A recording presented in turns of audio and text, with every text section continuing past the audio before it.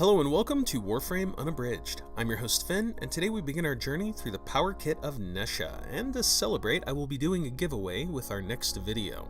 To qualify for a free Nezha, along with his Circa helmet, you only need to play Warframe on PS4, include your in-game name in a comment, and include your favorite fact about the original Nezha. Don't have one yet? Go ahead and look him up. He's actually a pretty interesting character. In this video, we will be focusing on a build that primarily makes use of his first power, Firewalker, and I call this build the Burning Summer. To begin, we should probably know a little bit about Firewalker before we get too far into the build itself.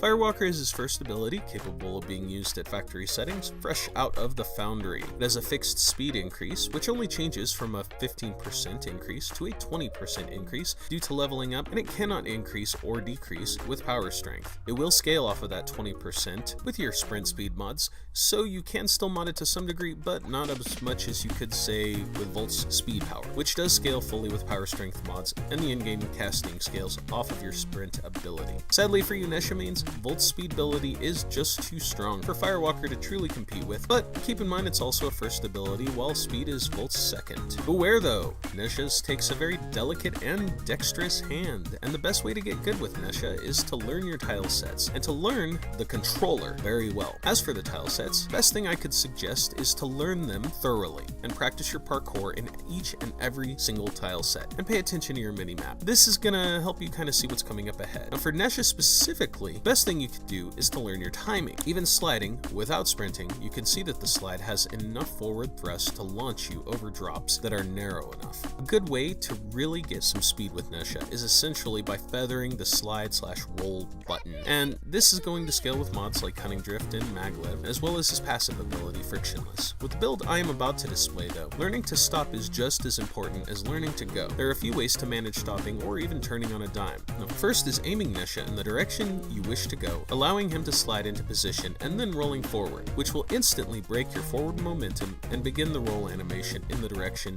he is aiming, not you. Now something else you can do is simply hop in the air and let it land without aiming in any particular direction, and regardless of speed, he will come to a screeching halt. He will not slide whatsoever. Now, if you happen to be falling down at a steep incline, you have the option to aim glide at the last possible minute to stop outright, or you can just apply the slide to keep your momentum going. Moving into the build, it's a pretty simple one, focused entirely on getting from point A to point B. We use Sprint, Boost, Rush, Narrow-Minded, Cunning Drift, Armored Agility, Natural Talent, Plating Expertise, Speed Drift, Prime Continuity, and Maglev. My weapons loadout begins with the Comb. For rapid crowd control, equip it with Blast. This is a great weapon to spread some solid CC. This is good for umbrella missions that you don't really need to depend on dead enemies, like Rescue or Defection.